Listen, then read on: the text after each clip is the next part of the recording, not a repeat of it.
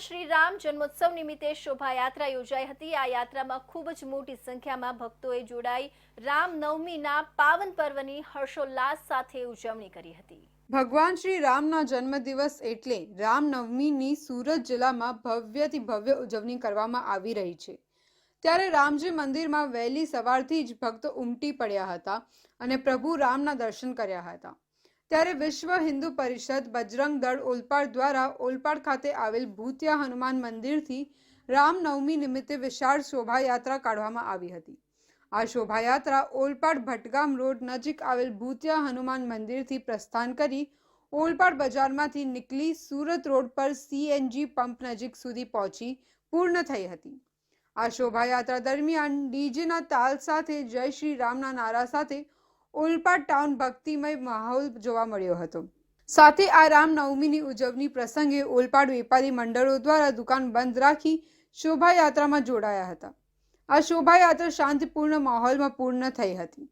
આ પ્રસંગે ઓલપાડ સહિત ગ્રામજનો જોડાયા હતા। આજે જ્યારે મર્યાદા પુરુષોત્તમ રામ ભગવાનની જન્મજયંતિ દિવસનો કાર્યક્રમ હોય અને ઓલપાડ ગામમાં પણ બજરંગ અને વિશ્વ હિન્દુ પરિષદ દ્વારા જ્યારે ભગવાન રામની શોભાયાત્રા કાઢવાનો કાર્યક્રમ રાખેલો હોય ત્યારે ઓલપાડ ગામના સમગ્ર લોકો આમાં આ પ્રોગ્રામની અંદર સ્વયંભૂ જોડાયા છે। ત્યારે ભારત દેશના યશસ્વી વડાપ્રધાન શ્રી નરેન્દ્રભાઈ મોદી સાહેબના નેતૃત્વમાં જ્યારે 500 વર્ષ પછી જ્યારે રામ ભગવાન જ્યારે એક ટેન્ટમાંથી પોતાના ભવ્ય મંદિરમાં બિરાજમાન થયા છે ત્યારે એની ઉજવણીના ભાગરૂપે સમગ્ર ઓલપાડ આજે સ્વયંભૂ જોડાયા છે।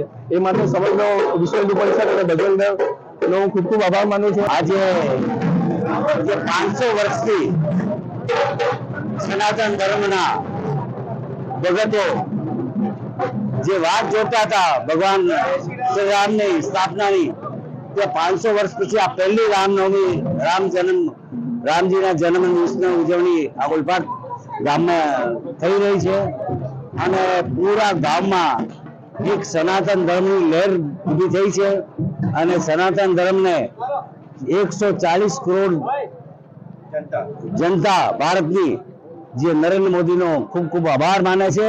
અમે આજે 500 વર્ષ પછી આપણું રામ મંદિર અયોધ્યામાં ખૂબ તૈયાર થઈ ગયું છે અને આજે ઓલપાડ તાલુકામાં વેપારી મંડળોનો અમને ખૂબ સહકાર મળ્યો છે, ગામ લોકોનો સહકાર મળ્યો છે અને એના ગામ લોકોના સહકારથી ભવ્ય વિશાળ રામનવમીની ઉજવણી થઈ રહેલી છે। જય શ્રી રામ। ઓલપાડમાં આયોજિત શોભાયાત્રામાં ખૂબ જ મોટી સંખ્યામાં ભક્તોએ જોડાઈ જય શ્રી રામના નારા લગાવી સમગ્ર માહોલ ભક્તિમય બનાવી દીધો હતો। ઓલપાડ અને આસપાસના ગ્રામજનોએ કાર્યક્રમમાં હાજરી આપી સમગ્ર આયોજનને સફળતા અપાવી હતી।